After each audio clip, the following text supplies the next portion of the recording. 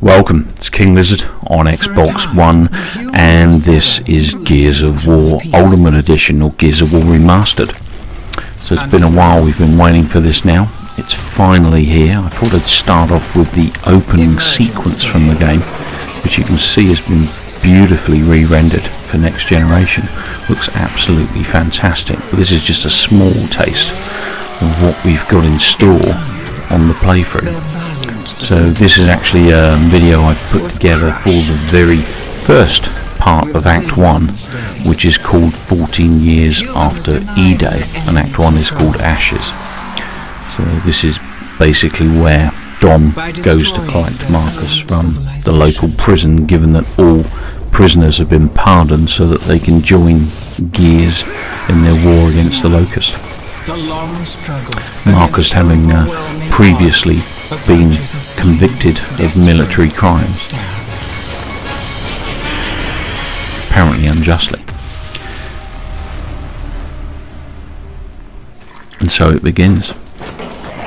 So the first major differences you notice here is the kind of wretches trying to get through the grating in the top of Marcus's cell. They're re-rendered, and obviously they've got a new look to them. They look quite cool. And the other thing you'll notice straight away, especially if you've got 7-in-1 stereo capability, is that there is now an enhanced 7.1 stereo soundtrack, which is absolutely phenomenal. You could get in a lot of trouble for doing this. Not anymore.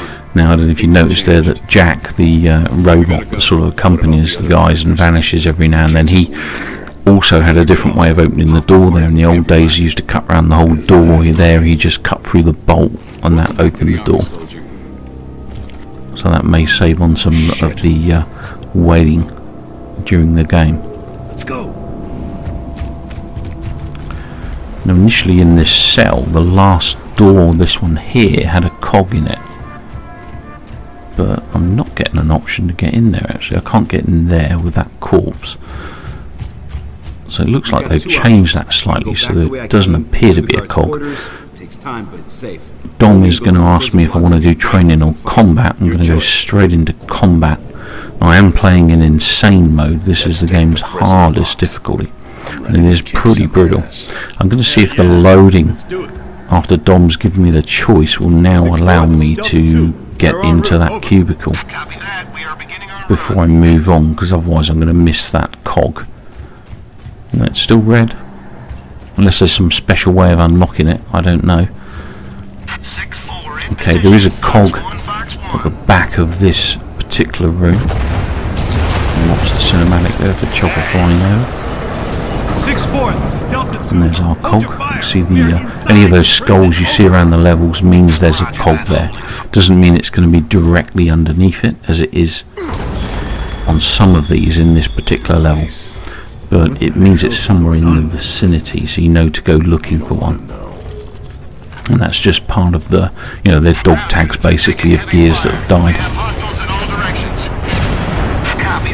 And they work as collectibles in the game. I think there's a couple of achievements tied to them as well. Definitely one achievement, I know that, because I've got it, and I'm pretty certain there'll be one for getting everything. Well, that was a bit weird. The cinematic was rolling on, I went to watch it, but because I was up against the pillar there, it didn't like it, gave me quite a strange camera view there. So we got our first encounter with the Locust, bit of a shootout here. You can see how quickly my life goes with these guys shooting at me. I'm insane. It's pretty brutal. You really cannot afford to have your head out for too long. These guys are just crack shots and they'll take it off. Excellent. Dom helped me take that guy down. So we've cleared those guys out and grabbed a bit of ammo for that for my Locust burst assault rifle. Marcus, grab the grenade. Grab some frags. That'll be coming in handy pretty shortly. There's another firefight in this room. Quite a lot of enemy in this room. Good 4 or 5 of them. Oh, big damage. Big damage. Now, one of the key things with Gears of War, especially online and the campaign game at the higher difficulties most specifically, is the need to be able to active reload your gun. An active reload, when you do a reload in the game, it's the RB button, but in order to do an active reload you have to press RB there and hit that white marker as I did. So if you look under the bar of the gun, the next time I reload, you'll see that white line there on the bar. That is the active reload. If you get it in that area along the bar, you'll get an instant reload, and then on top of that you'll also get the section of bullets that you actually used up until that point you reloaded will have extra damage capability as well. So it's like a damage booster, if you like. Okay, I think we're good. Let's grab some ammo. I managed to take that guy out with a grenade at the back there. There is a cog back here as well, if I remember rightly. There's the emblem on the sign. I'm pretty certain it's behind that pillar, from what I remember. There we go. Excellent.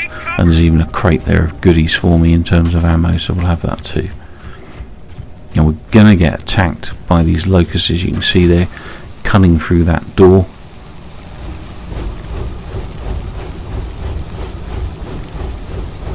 Just going to give these guys a nice grenade to play with when they get through. Here they come. In she goes. And that probably will just distract them. Dom has instantly gone down. What the hell? I hope he doesn't get into the habit of doing that. Straight in Dom's face right away.